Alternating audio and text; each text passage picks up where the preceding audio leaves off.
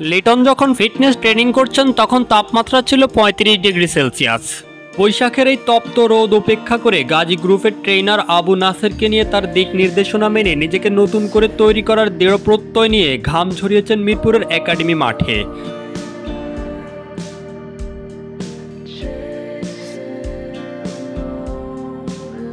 শুরুর তুলনায় শেষের ওয়ার্কলোডটা বেশি ছিল। শুরুতে 30% স্পিডে রানিং করেছেন 20 মিনিট, এরপর 5 মিনিট বিশ্রাম নিয়ে 50% স্পিডে রানিং করেন। এমন তাপমাত্রায় যখন দাঁড়িয়ে থাকা দায় তখন দৌড়ানো কতটা কঠিন তা হয়তো লিটন উপলব্ধি করতে পারছেন। তাই তো রিকভারি করার জন্য নুয়ে পড়েছেন, তবে হাল ছেড়ে দেননি। পূর্ণ কাজ সম্পূর্ণ করে তবেই ফিনিশ করেন। লিটন নিজেও জানেন সাময়িক অফ ফর্ম থেকে ফিরে আসতে পরিশ্রমের কোনো বিকল্প নেই। এই সিরিজ তার জন্য বড় একটা চ্যালেঞ্জ, আর সেই চ্যালেঞ্জ মোকাবিলা করতে হলে সেরা প্রস্তুতি নিয়ে মাঠে নামতে হবে। তাই তীব্র গরমেও ছুটছেন মাঠে।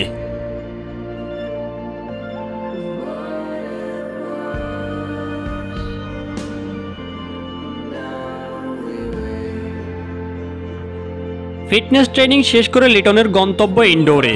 এবার কাজ ব্যাট নিয়ে। যে ব্যাট সাম্প্রতিক সময় তার কথা শুনছে না ঠিকঠাক, তাই ব্যাট বলের সম্পর্ককে নিজের সাথে আরও একটু মজবুত করতে ইনডোরে নিবিড় অনুশীলন করেন লিটন। লিটনও জানেন তার রানে ফেরা বাংলাদেশের জন্য কতটা গুরুত্বপূর্ণ, তাই নিজেকে ফিরে পাওয়ার লড়াইয়ে বিন্দুমাত্র ছাড় দিতে নারাজ এলকেডি।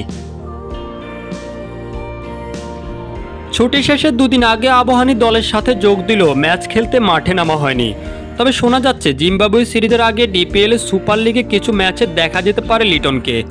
যদি তাই হয় তাহলে টি-20 সিরিজের জন্য প্রস্তুতিটাও ঠিকঠাকভাবে সেরে নিতে পারবেন। এর আগে আবাহনীর হয়ে এক ম্যাচে মাঠে নামলেও নিজের সেরাটা দিতে পারেননি লিটন। আলোচনা সমালোচনা যাই হোক না কেন, কোটি ভক্তের চাওয়া লিটন রানে ফিরুক, দৃষ্টিনন্দন শট খেলে মুগ্ধতা ছড়াক।